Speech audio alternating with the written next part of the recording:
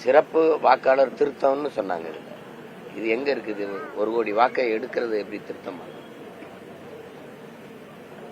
பிழை திருத்துறதுன்னா பிழையை தானே திருத்தணும். மொத்தமா அடிச்சுட்டு எழுதுவோங்கிறது எப்படி இருக்கு?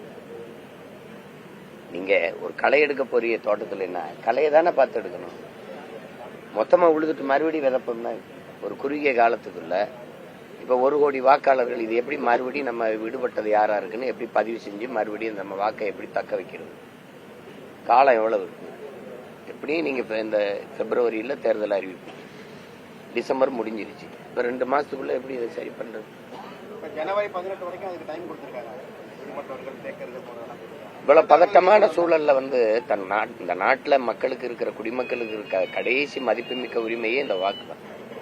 அதை காப்பாத்துக்கிறதுக்கே பெரும் போராட்டமா இருக்கு. இப்ப யார போய் தேடி வேலையை விட்டுட்டு போய் என் வாக்கு இல்லைன்னா அங்க போய் சேர்த்து பதிவு பண்ணி கொடுத்து எப்படி விடுபட்டுச்சு? அப்ப என்னமா வேலை செஞ்சீங்க? சரி பாக்குறேன்னீங்களே, எப்படி 1 கோடி வாக்குங்கிறது எவ்வளவு பெரிய எண்ணிக்கை? அது எவ்வளவு பெருத்த எண்ணிக்கை? எத்தனை தொகுதி இது? அங்க 81 லட்சம் வாக்கு எடுத்தீங்க. பீகார்ல 81 லட்சம் வாக்குல அதிகப்படியா இஸ்லாமியர் வாக்கு எடுத்தீங்க. உங்களுக்கு எந்தெந்த வாக்கு இல்லையோ அதெல்லாம் தூக்குனீங்க. 40 லட்சம் வாக்குக்கு மேல இங்க அவங்களுக்கு இல்லாத வாக்கை எடுத்திருப்பாங்க. இதுதான் இது நடந்திருக்கும்.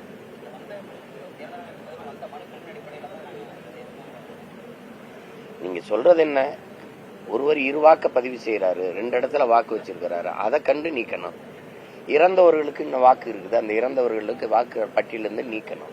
அவங்க இறப்பு சான்றிதழை ஒப்படைச்சிருப்பாங்க, அதை வச்சு நீக்கி விடணும். இவ்வளவுதான். அது ஒரு எளிய வேலை.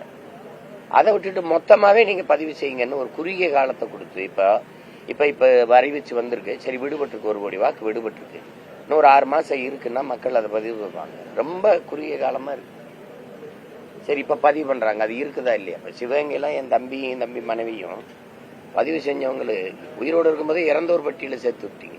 அதை போய் சண்டை போட்டு மறுபடியும் ஒரு இடத்துல நம்ம போய் பார்த்தோம், அதை சரி பண்ணிக்கிட்டோம். இப்ப இந்த மாதிரி எத்தனை பேருக்கு வாக்கு விடுபட்டிருக்கோம்?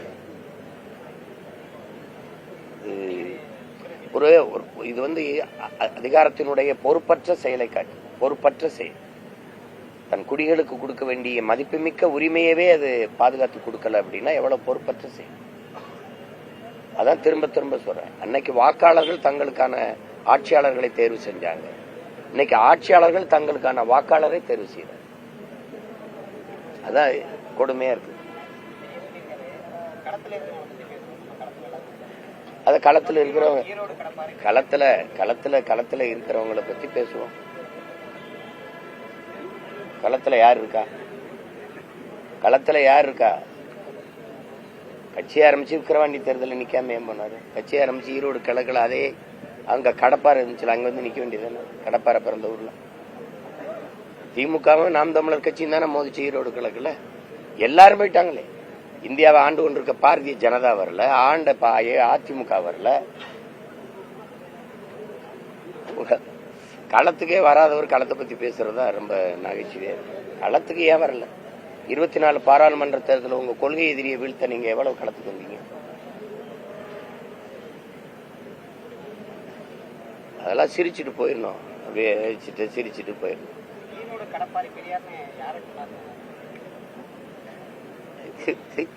ஈரோட கடப்பாறைன்னா யார சொல்றாருன்னு உங்களுக்கு தெரியாமையா கேக்குறீங்க? ஈரோட்டு கடப்பாறை அதெல்லாம் தம்பி, அதெல்லாம் துருப்பிடிச்சு பழைய இரும்பு பேரிச்சம்பளத்துக்கு போட்டாச்சு.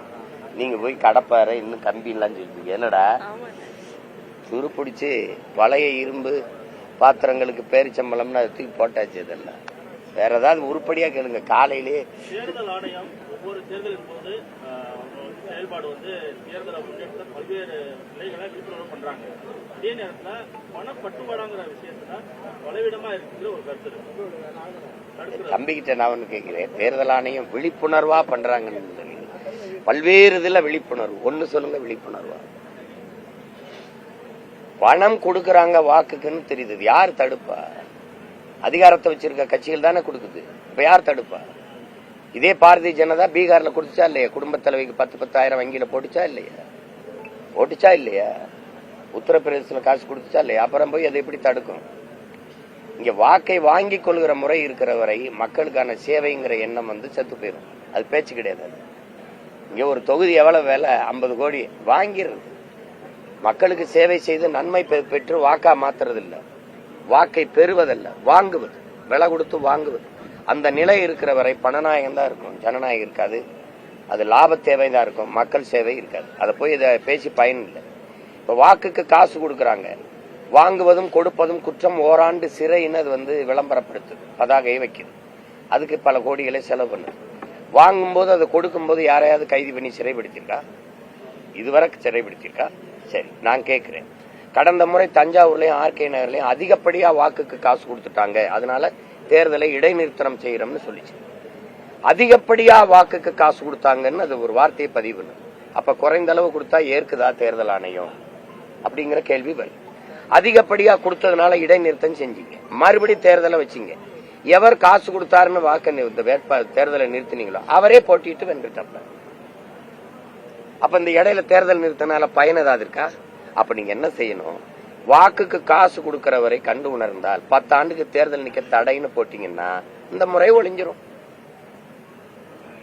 நீங்க அதை விட்டுட்டு பறக்கும் படை, பரதேசி படை, இந்த படைன்னு உணர்ந்து நடுச்சாலையில் நிறுத்திக்கிட்டு எங்களை மளிகை கடைக்கு சரக்கு எடுக்க போறவன், அப்பாவை மருத்துவமனையில் சேர்த்துட்டு அழைச்சிட்டு வர போறவன், வீட்டுக்கு காய்கறி வாங்க போறவன் மறிச்சு காசை பறிச்சுக்கிறது.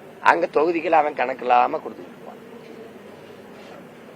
இது தேர்தல் ஆணையத்துக்கு தெரிஞ்சுதான் நடக்குது. அதை போய் பேசி இல்ல நீங்க சொன்னீங்களே மிகுந்த விழிப்புணர்வு அப்படிங்கறது அதுக்கு சொல்ற.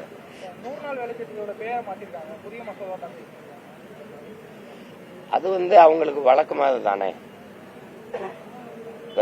இப்ப சிறுநீரக திருட்ட முறைகேடுன்னு சொல்லணும். இப்ப வாக்குக்கு காசை வாக்காளர் உரிமை தொகைன்னு சொல்லணும். மாத்திக்க வேண்டியதானே. இலவசத்தை ஏன் சொல்லணும்? இலவசம் அது எல்லாரும் திட்டுறாங்க, அப்ப விலை இல்லா. அது மாதிரி 100 நாள் வேலை திட்டத்தை 99 நாள் கூட்டல் 1ன்னு வச்சுக்கிற வேண்டியது.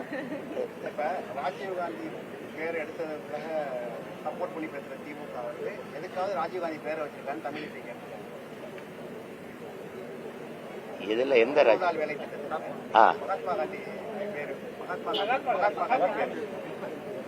மகாத்மா காந்தி பேரை வச்சிருக்காங்களா? அப்போ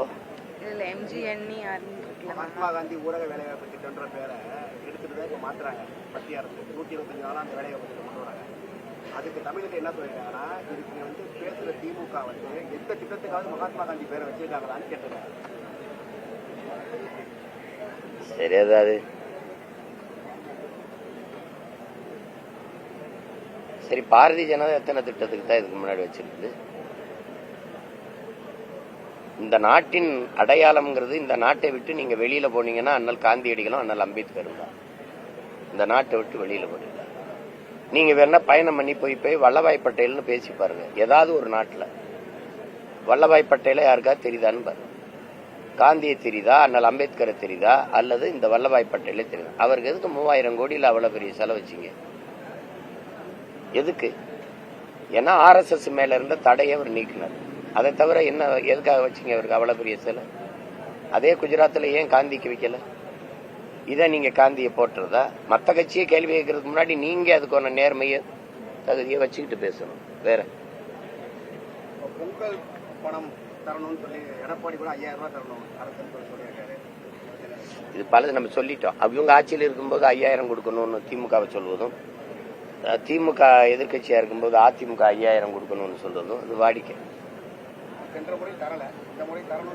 இது ஒரு தேசிய அவமானம். இதெல்லாம் ஒரு தேசிய அவமானம். குடிகளை ஒரு அவமானப்படுத்துறது தன்மான இழப்புன்னு நான் நினைக்கிறேன். நீங்க தமிழர்களுக்குன்னு இருக்கிற ஒரே ஒரு பண்டிகை, அவனுடைய தேசிய பண்டிகை பொங்கல் தான்.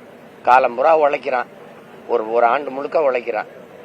அந்த பண்டிகையை அவன் புடவை எடுத்து இது பண்ணி கரும்பு வாங்கி, காய்கறி வாங்கி, வெல்லம் வாங்கி, இது வாங்கி, அரிசி வாங்கி ஒரு மகிழ்ச்சியா கொண்டாட முடியாத வறுமையில இருக்கு. 1000 ரூபாய் பொங்கல் கொடுக்கணும், 5000 கொடுக்கணும், இலவச வேட்டி சேலை கொடுக்கணும், வெல்லம் கொடுக்கணும், அரிசி கொடுக்கணும், ஒரு முளை கரும்பு கொடுக்கணும், கூடவே ஒரு கயிறும் கொடுக்கணும், தூக்குல போய் தொங்கி சாகிறதுக்கு. இது ஒரு ஆட்சி, இது ஒரு கேவலம். விளைய வச்ச நெல்லை வீதியில போட்டு முளைக்க விட்டு இப்படி என்ன நீ 1000 500 கொடுத்துக்கிட்டு 5000 கொடுத்துக்கிட்ட? நீ ஒரு மாவட்டம் தோறும் சேமிப்பு கிடங்கு வச்சு அதை கொள்முதல் செஞ்சு பாதுகாக்க முடியாதா? இந்த அரிசி கொடுப்பு எங்க இருந்து கொண்டாடுவீங்க? ஆந்திராவில இருந்து. ஏன் அரிசி என்னாச்சு? ஏன் நெல்லை அவிச்சு அரிசி அரிசியா வராதா? இதெல்லாம் வந்து ஒரு கேடுகட்ட ஆட்சி முறை. இதெல்லாம் ஒரு கொடுமையான ஆட்சி முறை. இது நீங்க 50,000 கூட கொடுங்க, அதை பத்தி எனக்கு கவலை கிடையாது. ஏற்கனவே 10 லட்சம் கோடி கடன் ஆயிடுச்சு, 80,000 கோடிக்கு மேல வட்டி கட்டிட்டு இருக்கோம். இதுல 5,000 கொடு, எங்க இருந்து கொடுப்பீங்க? இன்னொரு 50,000 கோடி கடன் வாங்குவீங்க. இந்த கடனை எவன் கட்டுறது?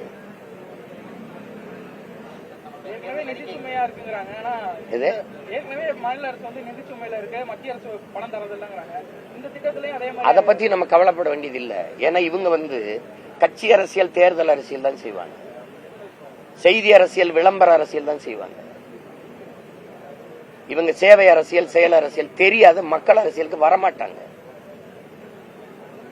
அதனால கடனை வாங்கி வாங்கி அந்த நேரத்துல அந்த தேவையை, இப்ப காசை கொடுத்து தேர்தல் வரும்போது அந்த வாக்கை வாங்கிட்டு பதவிக்கு வந்துருவாங்க. மறுபடியும் அடுத்த தேர்தலை எப்படி செய்யறது? குடும்ப தலைவிக்கு 1000 கொடுத்தோம், சரி இன்னொரு 500 கொடுத்தா அந்த வாக்கை நம்மளை தக்க வச்சுக்கலாம். இதைத்தான் சிந்திப்பாங்க. ஒரு தாயை வந்து ஒரு குடும்பத்தின் தலைவியை ஒரு நாளைக்கு 30 ரூபா கூட சம்பாதிக்க முடியாது. ஒரு இட்லியின் விலை 30 ரூபா, ஒரு இட்லிக்காக சம்பாதிக்க முடியாது. இந்த நாட்டை எவ்வளவு தூரத்துக்கு எடுத்துக்கிட்டு போவீங்க? நீ 180 லட்சம் 86 லட்சம் கோடி கடன் வந்துட்டு இந்தியாவுக்கு, இவன் 10 லட்சம் கோடி கடன் வந்துச்சு ஒரு மாநிலத்துக்கு. எங்க போய் இப்ப நிறுத்துவீங்க? கடைசியா நீ கடன் வாங்கி கையெழுத்து போடுறதுனால அவன் வந்து இந்த மீத்தேன் எடுக்கிறேன், ஈத்தேன் எடுக்கிறேன், மலையை வெட்டுறேன், மணலை வெட்டுறேன், நிலக்கரி எடுக்கிறேன், நீ தடுக்க முடியல.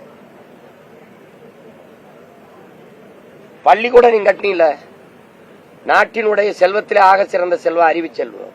ஒரு நாட்டின் எதிர்காலம் வகுப்பறையில் தீர்மானிக்கப்படுது. இதுதான் உலக பெரிய தத்துவம். அது எல்லாருக்கும் தெரியும். அறிவு கருவறை அங்கதான் இருக்கு. அந்த பள்ளிக்கூடத்துல படிக்க போன பிள்ளை இடிஞ்சு விழுந்து சாகுது. நீ இப்பதான் கட்டி திறந்திருக்க. இது என்ன சொல்ல வர? அரசு பள்ளிக்கூடத்துக்கு வராத புள்ள செத்து போயிரும், தனியார் பள்ளிக்கூடத்துக்கு போன்னு சொல்ற. அதான் அதுல அர்த்தம். அதான் அர்த்தம். படிக்கிற பிள்ளை உட்கார்ந்து படிக்கிற பள்ளிக்கூடத்தை இந்த லட்சணத்துல கட்டிட்டு நீ எதுக்கு பறக்கிறதுக்கு 5000 கோடி 2000 கோடி 3000 கோடி 500 ஏக்கர் 1000 ஏக்கர் எடுத்து இப்ப திருச்சியில இந்த இருந்த விண்ணூர்தி நிலையத்துல நீங்க எல்லாம் இருக்கிறீங்க, நல்லா படிச்ச பிள்ளை, ஏதாவது பிரச்சனை இருந்ததா? எதுக்கு இத்தனை 1000 ஏக்கரை எடுத்து இவ்வளவு கோடியை போட்டு கொட்டி நீ நாசம் பண்ணிருக்க? நான் உள்ள போனேன், வண்டி நினைச்சு ஏறி போயிட்டேன். இப்ப இந்த 3 கிலோமீட்டர் நடந்தே விண்ணூர்தி நிலையத்துக்கு விண்ணூர்திக்குள்ள போக வேண்டியது இருக்கு. இந்த உலகத்துல வேணாது மூளைங்கிற உறுப்பு இருக்கிற செய்வானா? பைத்தியக்காரன் கூட இந்த மாதிரி வேலையை செய்ய மாட்டான். இருக்கிறதுல நினைவு காணும். சிறியதே அழகு. அதை விட்டு போட்டு தேவையில்லாம பறக்கிறது. ஏன் படிக்கிற பிள்ளைய படிக்கிற பள்ளிக்கூடம் கல்லூரியில் இப்படி கட்ட மாட்டேற? மருத்துவம் பார்க்கிற மருத்துவமனை இவ்வளவு அழகா கட்ட மாட்டேங்கிற? ஏதோ சுக காட்டுற எங்களுக்கு வளர்ச்சி பாரு அப்படி. விண்ணூர்தி நிலையத்தை பார்த்தோன்னே ஏ அப்பா எங்கடா பறந்து போவான்? பல கோடிக்கணக்கான மக்கள் பசியோடு இருக்கும்போது பறந்து போ எங்கடா போறோம்? இப்ப ஒரே ஒரு முதலாளிகிட்ட கொடுத்துட்டா இண்டிகோன்னு. ஒரே ஒரு முதலாளி. ஒரு நாடு 25 விழுக்காடு தனியார் முதலாளிகளை சார்ந்திருக்கலாம், 75 விழுக்காடு அரசு கையில் இருக்கணும், இல்ல 30 அல்லது 70. ரொம்ப கொடுமை விட 50-50 இருக்கணும்ல. ஒரே ஒரு முதலாளியை சார்ந்து நின்று அவன் 20 நாள் வண்டி இல்லை. இப்ப நான் எப்படி வந்தேன்? வண்டி இல்லை, ரத்து பண்ணி திடீர்னு நீத்திட்டேன். மதுரையிலிருந்து இப்படி வந்து ஒரு அவசரத்துக்கு வளர்ச்சினா ஒரு இடத்துல போய் ஒருத்தரை சந்திக்கணும்னா உடனே போகக்கூடிய வாய்ப்பு எங்க இருக்கு? போய் டெல்லியில மாட்டிக்கிட்டவன், அங்க வெளி மாநிலத்தை மாட்டிக்கிட்டவன் பயணம் செய்ய முடியாம தவிக்கிறான். ஏன்னா ஒரே ஒரு முதலாளி. அவன் நினைக்கிறதான் கட்டணும். தம்பி மதுரைக்கு நான் வர, சிங்கப்பூருக்கு 30,000, மதுரைக்கு நான் வர 24,000, போக 24,000, 1/2 லட்சம். 2 பேர் வந்தா 1 லட்சம். ஒரு எவ்வளவு உழைப்பாளி இருந்தா எவ்வளவு இருந்தாலும் ஒரு மாச வருவாயே 1 லட்சம் தான். அப்ப அவசரத்துக்கு எப்படி பயணிக்கிறது? இது எங்கிட்டு நீ வளர்ச்சின்னு கட்டமைக்கிற? ஒரு முதலாளியினுடைய வளர்ச்சி அவன் என்ன நீ சொல்லிட்ட? எதுக்கு இந்த பிரச்சனை வருது? விண்ணூர்தி ஓட்டுநர்கள் 8 மணி நேரம் தான் பணி செய்யணுங்கிற. அதுல அவனுக்கு என்ன ஒத்துக்கிறது இல்ல. ஏன்னா 8 மணி நேரம் இவனுக்கு ஓய்வு கொடுத்துட்டு அடுத்து ஓட்டுறதுக்கு வேற ஒரு விமான ஓட்டியை கொண்டு வரணும், ஒரு பைலட்டை கொண்டு வரணும், அவனுக்கு தனியா சம்பளம் கொடுக்கணும். அப்ப எப்படி இருக்கு? அதனால அவன் ஒத்துக்க மாட்டான். ஒரு 500 கிலோமீட்டருக்கு 7,000 ரூபாய் ஒரு தொகைன்னு வை. ஆட்டோவுக்கு மீட்டர் கட்டணம் போடுற, பேருந்துக்கு கட்டணம் நிர்ணயிக்கிற. அப்படி நீ வைக்கணும்னு அவங்க ஒத்துக்க மாட்டான். ஏன்னா தனியாற்ற கொடுத்துட்ட, மொத்தமா ஒருத்தனை சார்ந்து நிக்கிற. அப்ப தனி ஒரு முதலாளியின் வளர்ச்சியை, நாட்டின் வளர்ச்சி நீ கட்டமைக்கிற. எத்தனை கோடி மக்கள் தவிக்கிறான். இப்ப பாருங்க எவ்வளவு நினைச்சு. இப்ப நீங்க சென்னைக்கு போக முடியுமா? நீங்க போக முடியாது, வண்டி இல்ல. இங்க இல்ல, இந்தியா முழுமைக்கு தான் நிலைமை. இப்ப நீங்க டெல்லிக்கு போகணும், எப்படி போவீங்க? உங்களுக்கு என்ன, நீங்க தனியா விண்ணூர்த்தி வச்சிருக்க, ஏறி வந்து சர்வர்னு வருவீங்க, சார்ட்டர்டு பிளைட்னு. எங்களுக்கு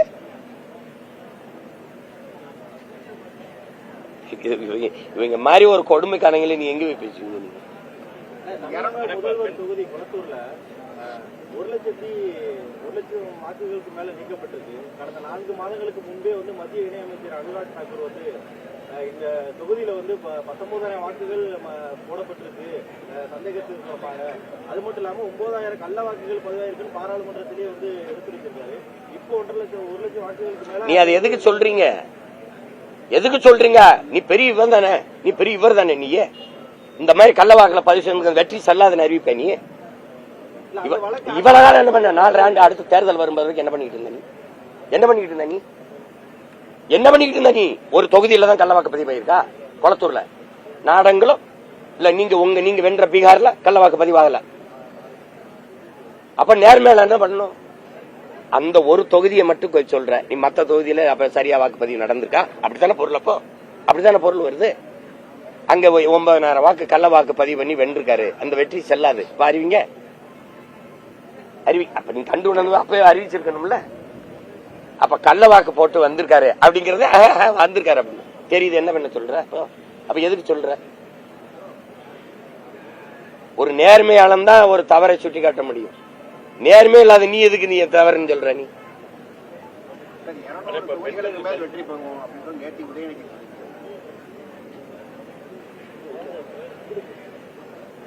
200 தொகுதியை வாங்கிடுவோம் சொல்றல. வெற்றி பெறுவோம்னா எப்படி வெற்றி பெறுவோம்? திமுகவுக்கு வாக்கு செலுத்தணும் மக்கள். எதனாலன்னு சொல்லு, ஏன்னு சொல்லு, ஒரு காரணம் சொல்லுங்க. அதுக்காக நாட்டை விற்கிறத ஒரு 1000 ரூபாய்க்கு. ஒரு நல்ல ஆட்சிங்கிறது 1000 இல்ல, மாசம் 15,000 20,000 ஒரு தாய் அல்லது 5,000 10,000 ஈட்டி கொள்கிற வாய்ப்பை ஏற்படுத்தி கொடுப்பதுதான் மக்களுக்கான அரசியல். மக்களின் வாழ்வாதாரம் சார்ந்து மக்களின் நலன் சார்ந்த அரசியல். இப்ப 1000 ரூபாய் கொடுத்துக்கிட்டு இருக்க, எத்தனை ஆண்டு கொடுப்பா? நான் கேட்கறதுக்கு அண்ணன் கேட்கறது லட்சம். இப்ப 10 லட்சம் கோடியை நம்ம கடன் தொடுது. எத்தனை ஆண்டுக்கு கொடுத்துக்கிட்டே இருப்பீங்க? நீங்க 56 வரைக்கும் கூட ஆளுங்க சாமி. எத்தனை காலத்துக்கு கொடுப்பீங்க? இந்த காசை எங்க இருந்து எடுக்கிறீங்க? 1000 ரூபாய் கொடுக்குறீங்க, இளைஞர்களுக்கு தமிழ் மகன் கொடுக்குறீங்க, இது புதுமை பெண்ணுன்னு கொடுக்குறீங்க, இது கொடுக்குறீங்க. எங்க இருந்து அந்த காசை எடுக்கிறீங்க? நீ அத்தியாவசிய தேவையில மின் கட்டணத்துல உயர்த்தி விட்டுட்ட, நீ சொத்து வரியை ஏற்றி விட்டுட்ட. நான் வாடகைக்கு வீட்டுல குடியிருக்கேன். அவன் அந்த வீட்டு உரிமையால வந்து அவன் காசுல இருந்து கட்டுவானா, என் வாடகை உயர்த்தி அந்த வரியை கட்டுவானா? இந்த கேள்விக்கு பதில் சொல்லு. நீ வாழவே முடியாத அளவுக்கு எல்லா பொருளின் விலையும் ஏற்றி விட்டு 1000 ரூபாய் கொடுக்குறேன், 1000 ரூபாய் கொடுக்குறேன். ஒரு அம்மாவையெல்லாம் பேச விடுறாங்க. அந்த 1000 ரூபாய் வச்சு நான் வந்து 2 ஆடு வாங்கினேன், இன்னைக்கு 400 ஆடுகளா பெருகி இருக்குது, நான் 2 பசுமாடு வாங்கி விட்டுருக்கேன். 1000 ரூபாய்க்கு பசுமாடு வாங்கிருவீங்களா? ஏண்டா சொல்றவன் பைத்தியக்காரன், பக்கத்துல உட்காந்துருக்கேன் பைத்தியக்காரனா, கேட்டுக்கிட்டு பைத்தியக்காரன் நினைச்சுக்கிட்டு எப்படி? ஏங்க என்ன ஒரு அளவு இல்லையா? பொய் சொல்ல வேண்டியதான். அதுக்காக பொய்யவே புலமை மாதிரி பாடக்கூடாது. என்னடா கல்வி உரிமை அடிப்படையிலிருந்து பெண்ணுங்கிறதுக்காக பெரியார் போராடுறாரு. ஒரு அரசியல்வாதத்துக்கு அவர் போராடுறாரு. ஆனா நீங்க ஒவ்வொருத்தருமே வந்து பெரியார் வந்து விமர்சிக்கிறீங்க. நீங்க ஒரு அரசியல்வாதத்துக்கு பெண்ணுரிமை கல்விக்கு போராடினார்னு சொல்ற உங்களை நினைச்சு நான் ரொம்ப பரிதாபப்படுறேன். இது இடம் இல்ல, இது சாயந்தரம் வாங்க. என்ன போராடினாரு அதுக்கு கூட்டம் வச்சிருக்கோம்.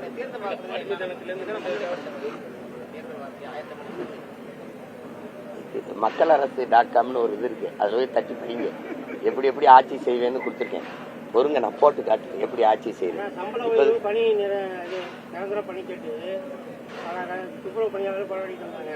இப்ப செவிலியர் வந்து தொடர்ச்சியா 3 நாளாக பல மாவட்டங்களில் போராட்டம் பண்ணிட்டு வராங்க. இது வந்து இந்த திட்டம் வந்து ஜெயலலிதா கொண்டு வந்தாலும் சொல்லி சுப்பிரமணியன் சொல்லியிருக்காரு. போராட்டங்கள் அவன் அமைதியான போராட்டம் சொல்லியிருக்காங்க. அதுக்கான முடிவு சொல்லலை. இவங்க தான் கொரோனா நேரத்துல கூடுதலா பணிக்கு எடுத்தாங்க. பிள்ளைகளை எடுத்துட்டு நாங்க பணி நிரந்தரம் செய்யறேன்னாங்க. கொரோனா நேரத்துல மருத்துவர்களும் செவிலியர்களும் கடவுள் போலவும் தேவதை போலவும் தெரிஞ்சாங்க. இப்ப அது தேவையில்லாதவங்களா தெரியுறாங்க. இவங்க சொன்னதை நாங்க வந்தா பணி நிரந்தரம் செய்வோம்னு இவங்க சொன்னதுதான். வென்று வந்த பிறகு அதை வெற்றி சொல்லாக்கி தூக்கி போட்டு வீதியில போட்டுட்டாங்க. செவிலியர் மட்டும் இல்ல, மருத்துவர் போராடுறாங்க, ஆசிரியர் பெருமக்கள் போராடுறாங்க, பணி நிரந்தரத்துக்கு, பகுதி நேர ஆசிரியர்கள் பணி நிரந்தரத்துக்கு போராடுறாங்க, பணி தேர்வு செஞ்சுட்டு பணி நியமிங்கன்னு சொல்லி போராடுறாங்க, போக்குவரத்து தொழிலாளர்கள், மறுபடியும் ஆசிரியர் பெருமக்கள், அரசு பணியாளர்கள் பழைய ஓய்வு திட்டத்துக்கு போராடுறாங்க. நாடே போராட்ட களமா இருக்கு. ஆனாலும் அதிகாரத்தில் உட்கார்ந்துக்கிட்டு நாங்க நல்ல ஆட்சி கொடுத்துட்டோம் அப்படின்னு சொல்றத நீங்க தினம் கேட்டுக்கிட்டு இருக்கீங்க.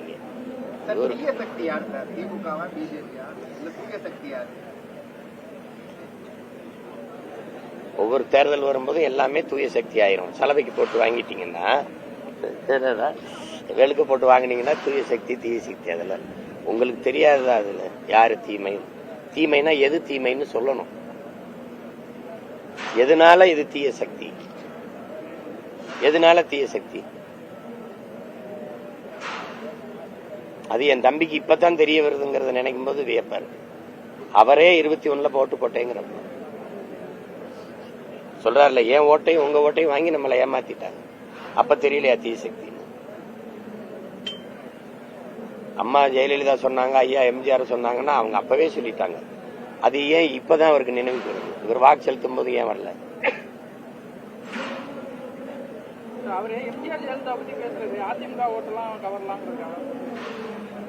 யார் ஓட்டையும் யாரும் எடுத்துட்டு போங்க.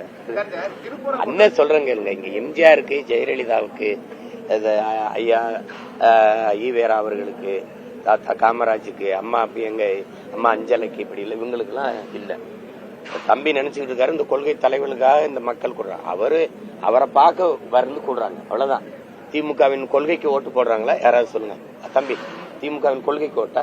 அதிமுகவின் கொள்கைக்கு ஓட்டா? கொடியில அண்ணா இருக்காரு, எம்ஜிஆர் இருக்காரு, அதுக்கு ஓட்டா? நீங்க கொடுக்குற நோட்டுக்கு ஓட்டு. அப்படி பார்த்தா இங்க யாருக்கும் ஓட்டு இல்ல, காந்திக்கு தான் ஓட்டு. ஏன்னா நீங்க கொடுக்குற நோட்ல காந்தி இருக்காப்ல, அந்த நோட்டுக்கு தான் ஓட்டு. அதனால சும்மா வீண் கொள்கை பேசி யாரு வாக்கு கேட்கிறா? எங்களை தவிர கொள்கை பேசி யாரு வாக்கு கேட்கிறா? நாங்க வந்தா அதை செய்வாங்க, எதுவும் பேசுறதில்ல. புரட்சி தலைவியின் ஆட்சி, அம்மாவின் ஆட்சி, அதுதானே சொல்லிட்டு இருக்கீங்க. அம்மாவின் ஆட்சி இங்க வந்தா இது நாங்க வந்தா நாங்க கழக ஆட்சியில குடும்ப தலைவிக்கு 1000 ரூபாய் கொடுத்தோம், உரிமை தொகை கொடுத்தோம். என்ன 1000 ரூபாய் ஒரு உரிமை தொகை? அது கலைஞரின் உரிமை தொகை. அவருக்கு என்ன அதுல உரிமை தொகை? அவர் பரம்பரை சொத்து, ஏதோ சேர சோழ பாண்டியர் பரம்பரை, அதை வித்துட்டு கொண்டாந்து ஊட்டிய. ஏன்னா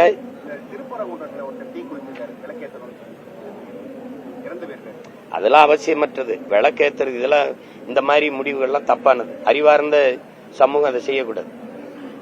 விளக்கேத்தனுங்கிறது ஒரு உரிமைன்னா அது என்னன்னா நியாயமா என்ன பண்ணிருக்கணும் அரசு? அவரவர் வழிபாடு. இங்க என்னன்னா உன் மதம் சிறந்தது வழிபடு, என் மதமும் சிறந்தது வழிவிடு. இதுதான் இங்க இருக்கிற கோட்பாடா இருக்கணும்.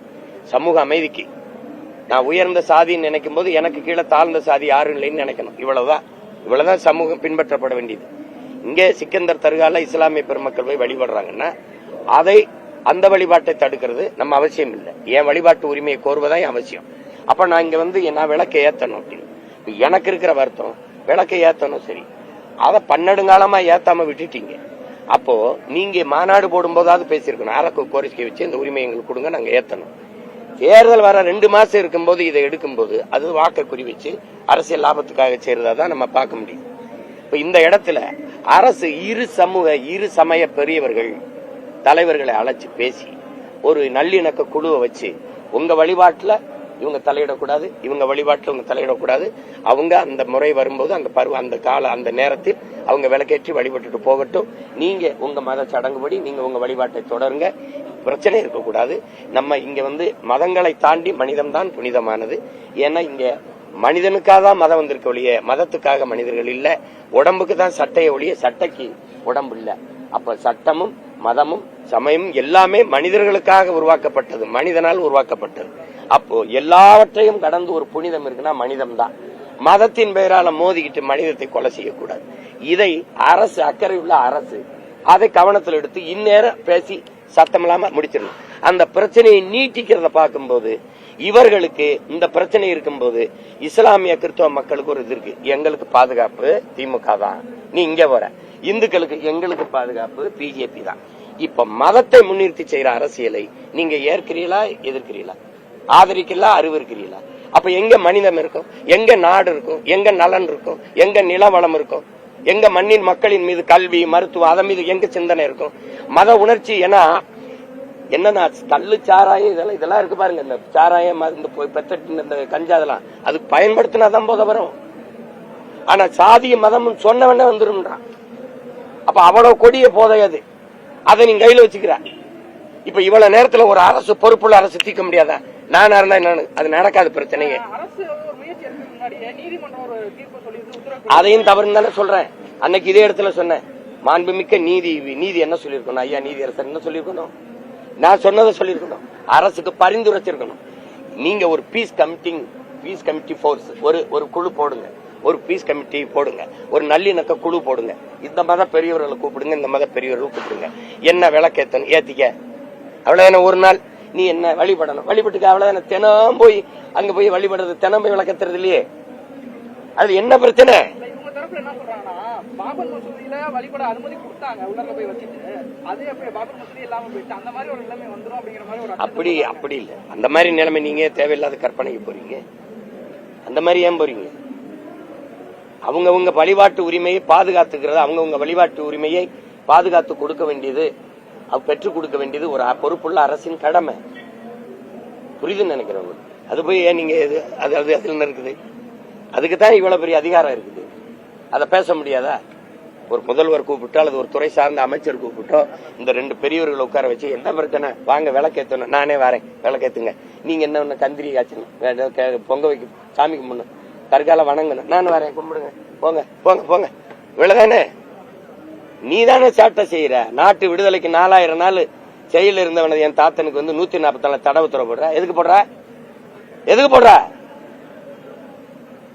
எதுக்கு போடுற? இந்த கொடுமைக்கு அவன் போராடி ஜெயில நடந்து சுதந்திரம் வாங்கி கொடுத்தாங்க. செத்து போன பிறகும் ஜெயில வச்சிருக்கா. சிலையாவும் சிறையில் வச்சிருக்கா. எங்கேயாவது ஐயா ஈவேரா சிறையில் இருக்கா? ஆனா என் தாத்தன் காமராஜ் ஜெயில இருப்பாப்ல, என் தாத்தன் முத்துராமலிங்க ஜெயில இருப்பாப்ல. பாத்திருக்கீங்க? இவங்க உயிரோடு இருந்த போது போராடி ஜெயில இருந்து விடுதலை கொடுத்தாங்க.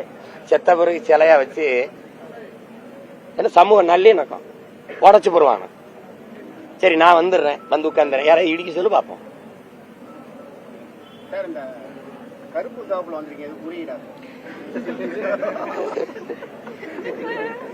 200 இடம் ஜெயிக்கணும்ல.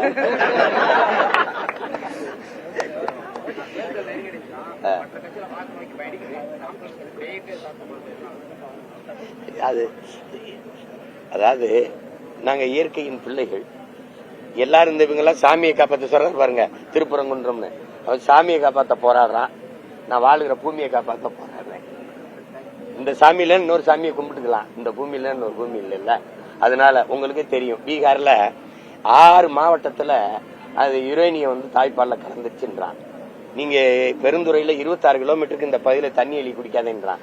அதெல்லாம் தாய்மார்கள் போராடுறதை நீங்க பாருங்க. அப்ப பல கிராமங்கள்ல சிறுநீர் 30-35 வயசுல சிறுநீர் போயிருக்கு, சிறுநீரகம். காரணம் குடிக்கிற நீர். பிறக்கும் போதே பிள்ளைங்க குழந்தை புற்றோட வரும்போது தாய்ப்பால் நஞ்சாயிருக்கு. காரணம் தின்ன உணவு, சாப்பிட்ட உணவு, தாய் உண்ண உணவு. காற்று இல்ல, கந்தகத்தூளை நான் சுவாசிக்கிறேன். இந்த பிரச்சனையை வந்து சரி பண்ணாம என் பிள்ளைகளை பத்திரமா இந்த பூமியில விட்டு போக முடியாது. உங்களுக்கு புரியுதா? அது காசு பணம் காரு பங்களா எல்லாம் வாழ வைக்காது. காத்து நீர் சாப்பாடு இதான் வாழ வைக்கும். அதனாலதான் நான் அதை நோக்கி போராடுறேன். எனக்கு 4 எதிரி. என் தம்பிக்கு ஒரே ஒரு வில்லன், எனக்கு 4 வில்லன். திமுக, அதிமுக, பாரதிய ஜனதா, காங்கிரஸ்.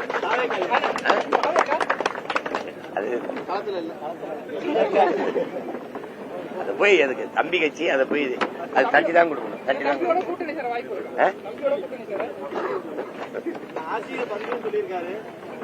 இங்க பாருங்க.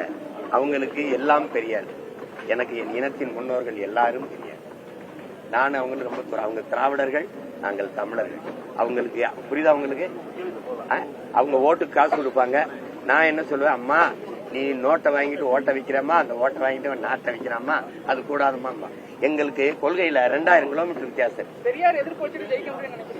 பெரியாருக்கு ஓட்டுருக்கா?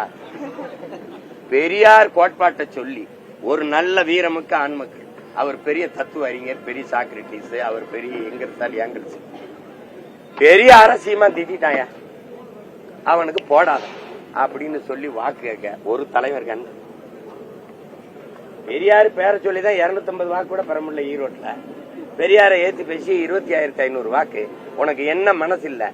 பெரியாரை திட்டிட்டு அவரை திட்டி டெபாசிட் வாங்கிட்டானா கேவலமா போயிரும்னு அதோட நீத்திட்ட. எனக்கு தெரியாதா நீ பயந்துட்டாயின்னு? நீ கள்ள ஓட்டு போடுறத தடுக்காதவன், ஓட்டு காசு கொடுக்கறத தடுக்காதவன் என் ஓட்ட சரியா இன்னீர் வாங்கி நான் நம்பணும். தம்பி தம்பி அதெல்லாம் பேசி நான் தான் சொன்னேன், பழைய கடப்பார ஈஎம்பி தர பேர் பேசிட்டு